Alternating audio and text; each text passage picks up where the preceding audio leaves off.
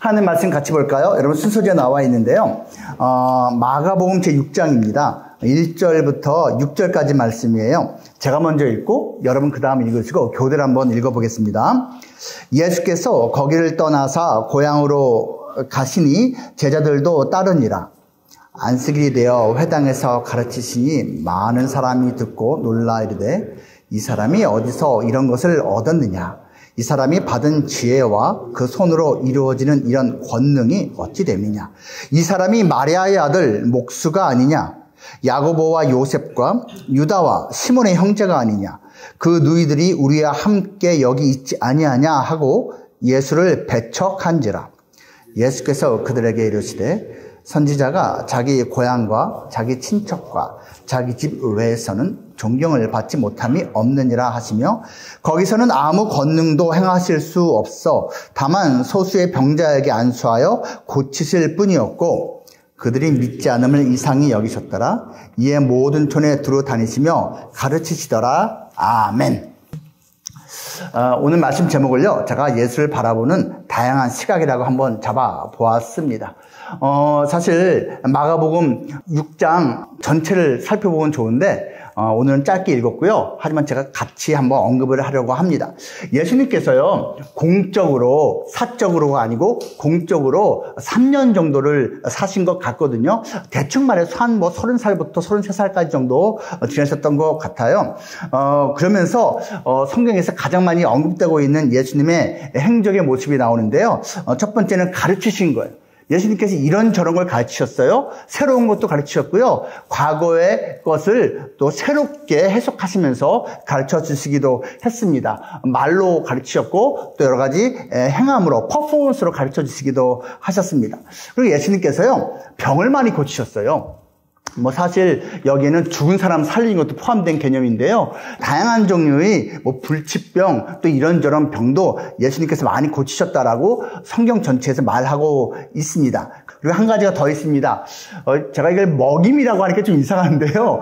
이제 배고플 때 줄일 때 이제 떡과 또 여러 가지로 이렇게 먹여 주셨어요. 이것이 사실 예수님께서 이제 여러 번 행하신 공적인 삶의 모습입니다. 이런 것을요, 당시에 많은 평범한 사람들은요, 이 예수가 구원자 아니야?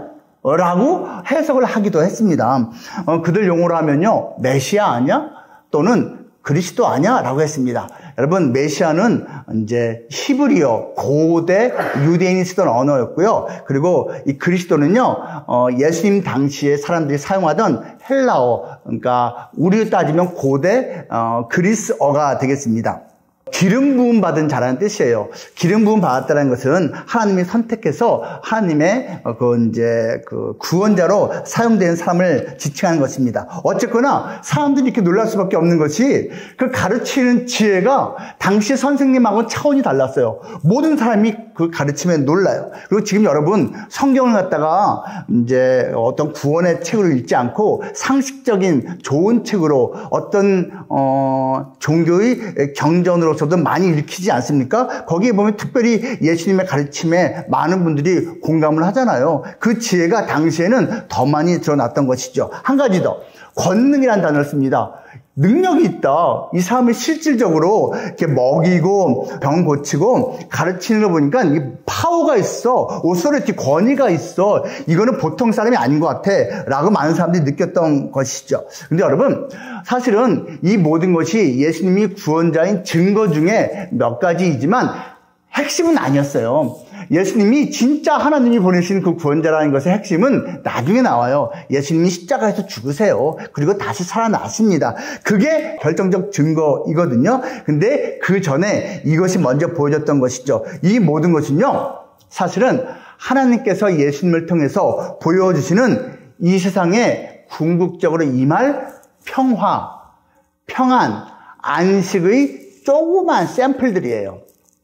예수님께서 온 세상을, 하나님께서 이 온 세상을 다스리는 때가 온다. 그 때가 되면 이 모든 너희들이 지금 겪고 있는 고통, 아픔, 속상함, 두려움, 이러한 죽음까지도 모두 예수님께서 다스리시기 때문에 이것이 해결되는, 영원히 평화를 누리는 그 샬롬의 날이 온다라는 것을 잠깐 맛보기로 보여준 것입니다. 자, 이러한 놀라운 모습을 보면서 평범한 사람들은 받아주고 예수님을 따르는데, 근데요, 뜻밖의 반응들이 있었습니다. 가까운 친족, 어렸을 때부터 예수님을 보호하는 사람들이요, 반응 보인 것을 보면 마가복음 3장에 나와 있거든요. 뭐라고 하는지 아십니까?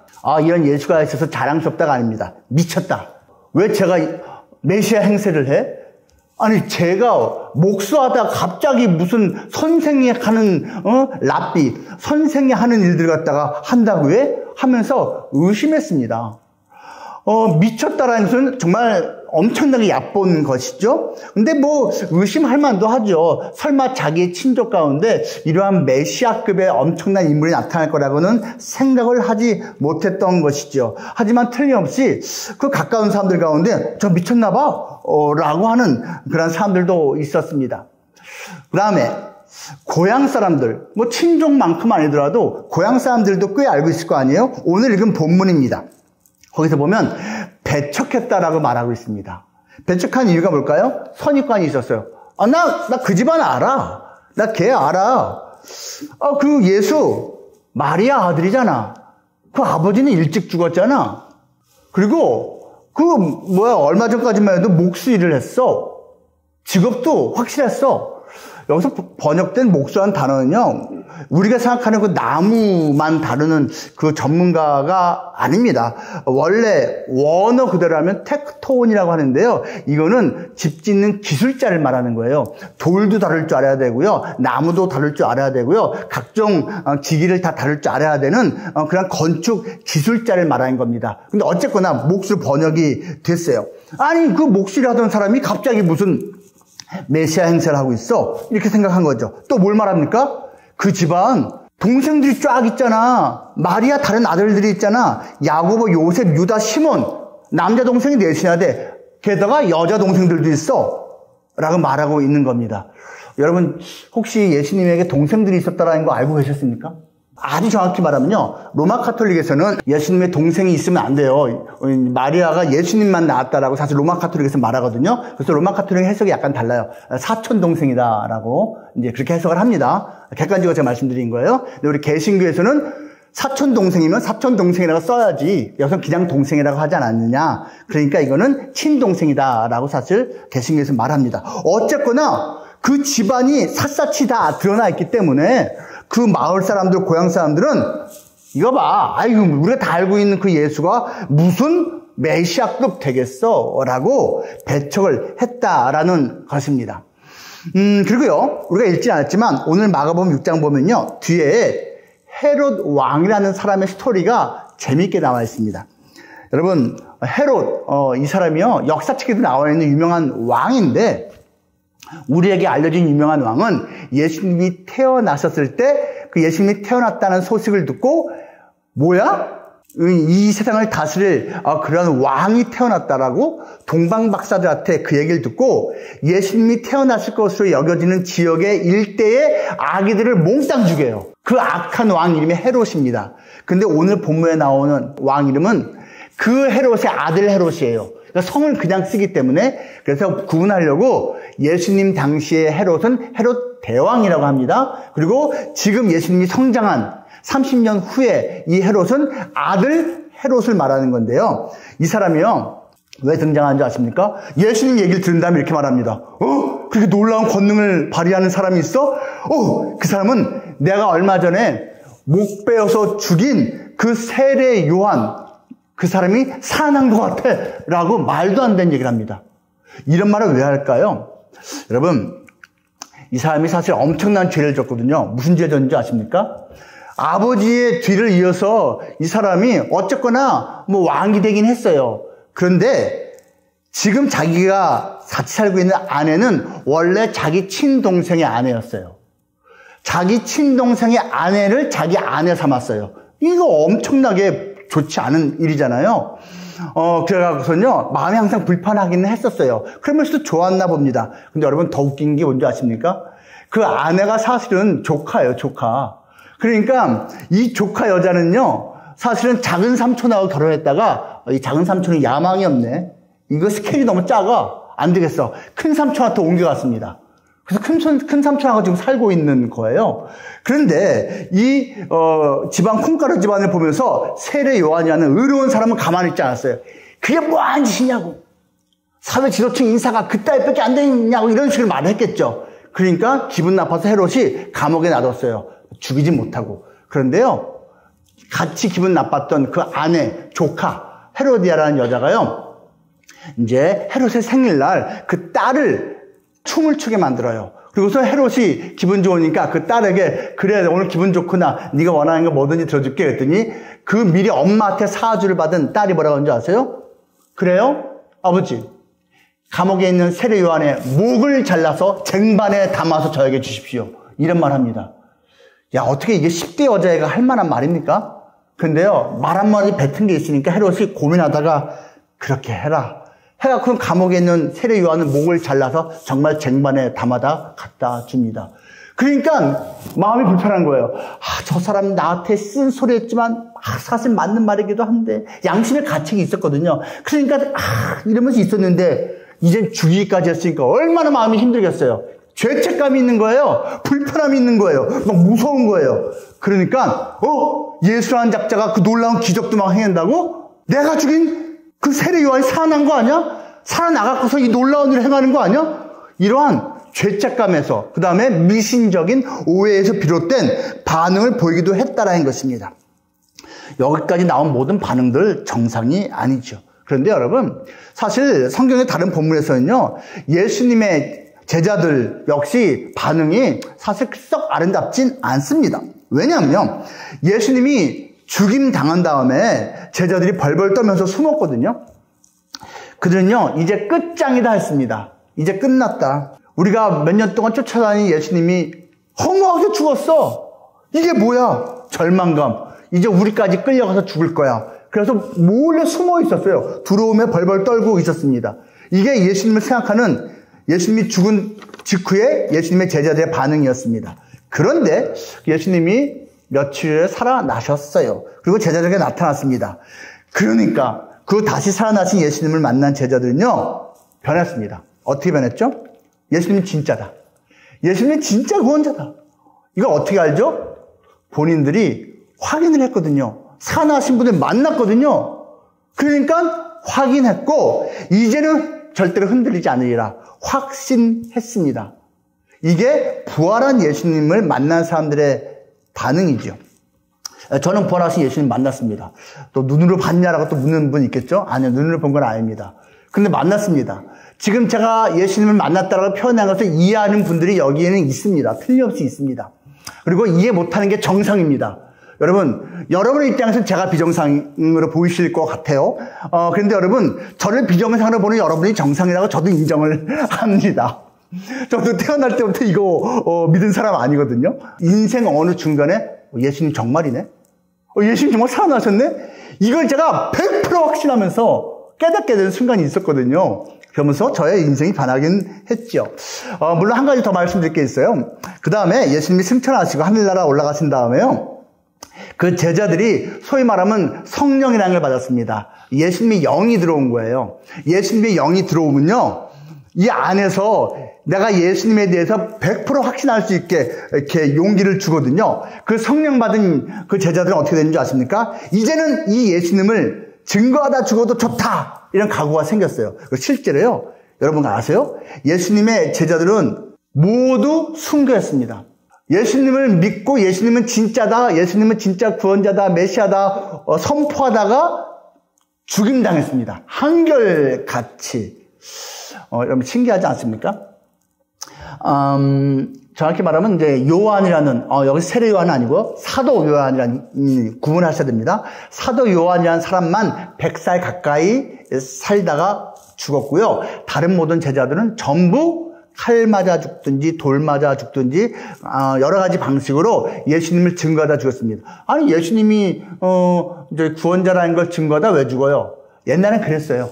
그리고 여러분 지금도 많은 이슬람 국가 여러분 사실 아니 예수님을 전하는 게 뭔데 그렇게까지 하냐라고 생각하시는 분도 있을 거예요. 그런데요 그만한 가치가 있어요.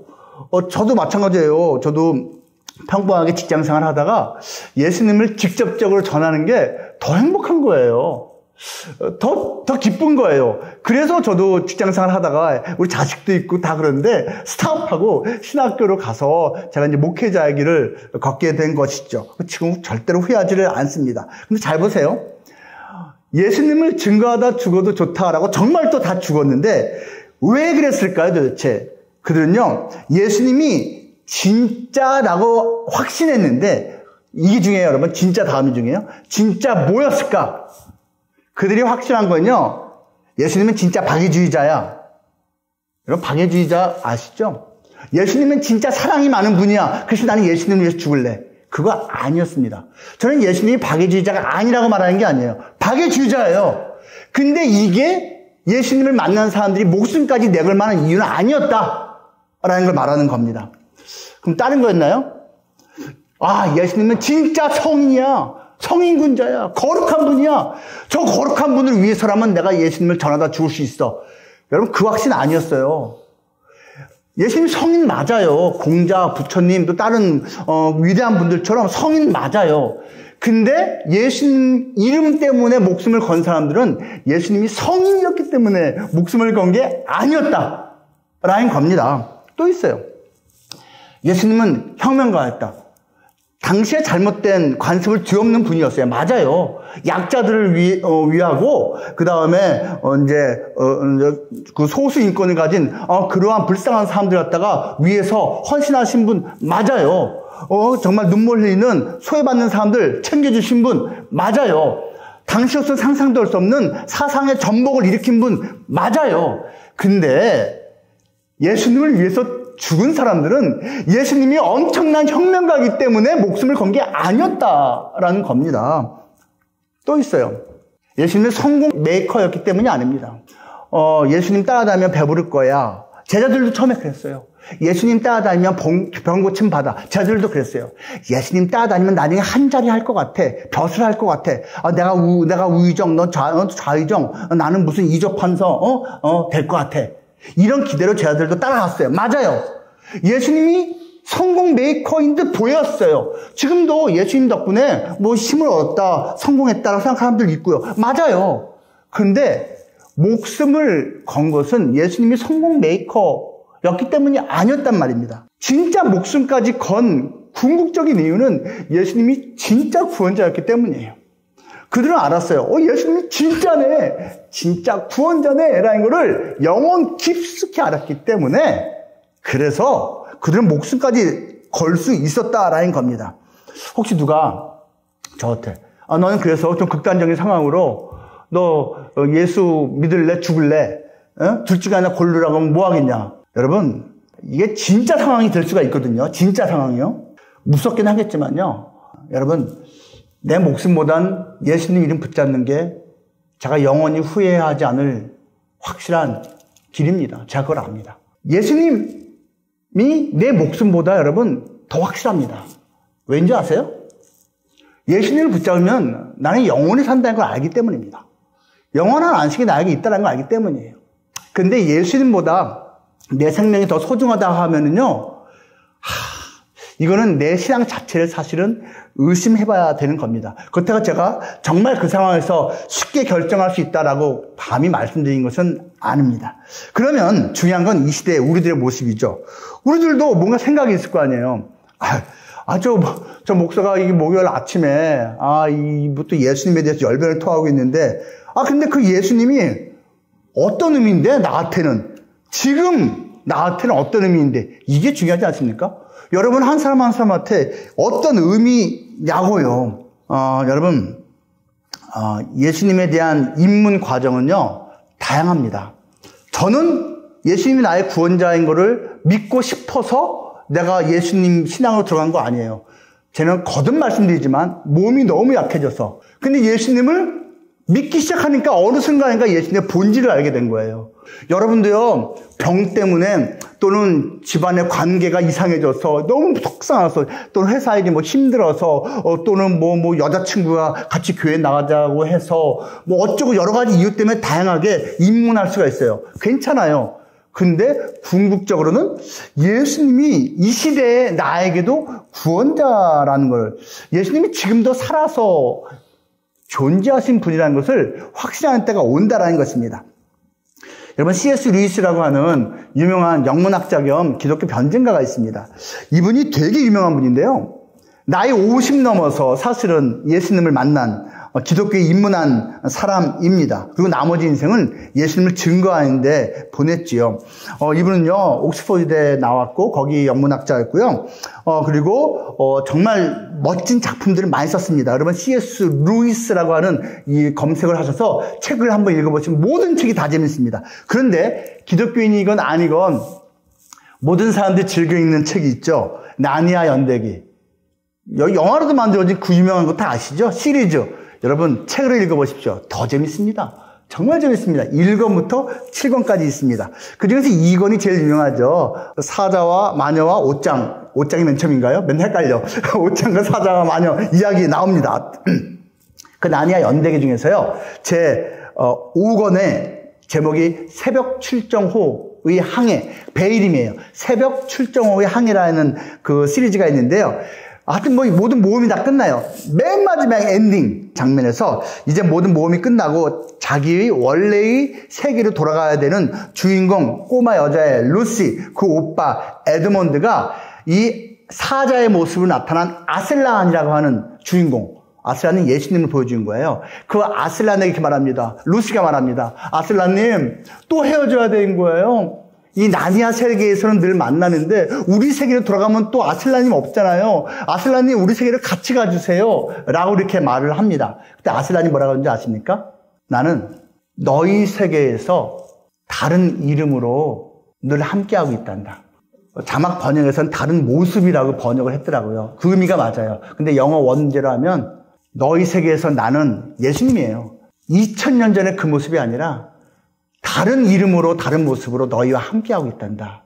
그 얘기를 합니다. 그래서 이런 말 계속해요. 네가 나니아에서 영적인 세계예요. 여기에서 나를 깊이 알면 알수록 너희 세계에서 나를 쉽게 알아볼 수 있단다. 찾을 수 있단다. 이런 대사가 나옵니다. 여러분, 우리가요, 이 성경을 도대체 왜 읽습니까? 기도를 왜 합니까? 찬송을 왜 합니까? 예배를 왜 드립니까? 이러면서 예수님을 조금씩 알아가는 거예요. 그러면서 이 알아가는 예수님을 일상 속에서 발견하는 거예요. 이 사람 모습 속에 예수님이 있네? 아, 저 눈물을 흘리고 흐느끼고 있는 저 여인의 모습 속에 예수님이 있네? 아, 저 불의한 세상 속에서 정의를 외치고 있는 저 사람 모습 속에 예수님이 있네? 예수님을 바라볼 수 있고 찾을 수 있다는 것이죠. 예수님은 2000년 전에 존재했다, 끝난 분이 아니라는 거예요. 예수님은 팔레스타인 땅, 이스라엘 땅에 있다 끝난 분이 아니고 지금 한국, 우리와 우리 곁에 다른 모습으로 존재하는 분이라는 것입니다. 그 예수님이 지금도 계세요. 그 C.S.를 통해서 많이 알려진 그러한 번증법이 있습니다. 이분이 만든 법은 아니고요. 이분에 의해서 많이 알려졌어요. 예수님이 자기가 구원자라고 행동으로, 말로 전했습니다. 그리고 예수님의 제자들도 예수님이 구원자라고 외치다가 선포하다가 전도하다가 다 죽임을 당했습니다. 그 예수님이 구원자라는 이 명제는 둘 중에 하나입니다. 거짓이든 진실이든 둘 중에 하나예요. 만약 예수님이 자기가 구원자라고 가르쳤는데 그것이 거짓이라면, 그리고 그 거짓이라는 것을 알고 있다면 예수님은 거짓말인 것을 알고 있으면서도 그걸 가르쳤으니 예수님은 사기꾼이다. 만약 자기가 구원자라는 것을 알지 못하고 진짜라고 믿고 가르쳤는데 사실은 그거는 거짓이었다. 그러면 예수님은 정신병자다. 자기가 과대망상으로 생각한 거니까. 그렇죠? 근데 예수님이 만약에 진짜 구원자라면 그건 진실이니까 구원자다. 여러분, 그렇다고 해서 여러분한테 뭐 고르라 그러면 누가 예수님을 사기꾼이라고 말하겠어요? 감히 성인인데. 누가 예수님을 정신병자라고 말하겠어요? 그게 불경해 보이는데. 그렇다고 해서 예수님이 구원자? 그건 또 아닌 것 같고. 보통은 이렇게 반응을 합니다. 근데 여러분, 예수님은요, 거짓말 하신 분이 아니고요. 예수님은요, 과대망상으로 외치신 분이 아니고요. 예수님은 진짜 구원자이십니다. 그리고 그 구원자이시라는 증거가 죽었다가 다시 살아나신 겁니다. 다시 살아나신 그 예수님을 만나기만 하면 우리는 다 변화받을 수가 있습니다. 찬송가를 보면요. 96장을 이제 가사가 아주 쉽습니다. 이렇게 시작해요. 예수님은 누구신가? 예수님은 누구신가? 이럽니다. 여러분 멜로디 많이 들어봤죠? 민미래도 도렐레 미래도 솔솔파 민미 그 박자입니다. 다 아시죠? 근데 가사가요, 여러분 이게 몇백 년 전에 만들어진 가사인데 우리나라에서 번역을 누가 했냐면요, 영어 이름 밀러, 한국식으로 바꾼 이름은 민로아라고 하는 미국 선교사가 한국말로 번역을 했습니다. 이분이 한국 땅에 1892년에 들어왔어요. 1892년에 들어왔습니다. 그리고 1937년 죽을 때까지 한국에서 살다 죽었어요. 70세가 넘을 때까지 살다가 죽었고 지금도 그 무덤은 충청도 청주에 있습니다. 이분이요, 아이가 5이 있었어요. 한국에서 태어났습니다. 근데요, 딸 셋, 아들 둘이었는데 아들 둘이 다 어려서 죽었습니다. 심지어 하나는 태어나자마자 다음날 죽기까지 했지요. 그리고 그 두 번째 아들까지 잃은 것 때문에 이 아내가, 30대인 아내가 너무 상심하고 속상해서 그걸 이기지 못하고 그 다음에 이 아내마저 죽었습니다. 이 밀러 선교사의 어린 두 아들들이 한국 땅에 묻혀 있습니다. 양화진이라는 데 외국인 묘지가 있거든요. 거기에 지금도 묻혀 있고요. 아내도 거기 묻혀 있어요. 그리고 이 사람은 그럼에도 불구하고 한국 땅을 떠나지 않았습니다. 죽을 때까지. 여러분 이상하지 않습니까? 아니 한국에 와갖고서 뭐 잘 되는 게 있어야지. 여기까지 와서 괜히 고생해서 애들 낳는데 애들은 금방 죽고 아내까지 죽고. 여러분 1892년에 왔다니까요, 한국을. 그때 우리나라 너무나 가난하고 힘든 열악한 환경 아니었겠습니까? 도대체 왜 왔겠냐고요? 예수님 만난 거예요. 예수님 만나서 그 고생하면서도 그만한 가치가 있다는 것을 확신한 거예요. 이 예수님을 위해서 내 한평생 바쳐도 나는 아깝지 않다라는 확신이 있었으니까 그렇게 한 것이고, 이러한 사람들이 한국 땅에 있었기 때문에 지금 저나 많은 사람들이 예수님을 믿고 있는 겁니다. 이 사람이 둘째 아이를 잃고 나서, 그러고 나서 누군가가 물었습니다. 아니 왜 당신은 예수라는 작자를 전하고 있는데 그 예수라는 작자가 정말로 엄청난 분이라면 당신은 왜 이렇게 인생이 힘들어요? 예수님이 당신이 저 미국이라는 데서 여기까지 와서 이 고생을 하면서 전할 만한 분이라면, 아니 그 예수님 믿고 잘 돼야지. 당신은 왜 애기만 낳으면 죽어요? 당신 아내는 도대체 왜 죽어요? 아니 겁나서 예수 믿겠나? 이렇게 했습니다. 그때 그분의 답이 바로 이 찬송가입니다. 그는 말합니다. 예수님은 누구신가? 우는 자의 위로와 없는 자의 풍성이며 전한 자의 높음과 잡힌 자의 노임되고 우리 기쁨 대신에 예수님은 누구신가? 약한 자의 강함과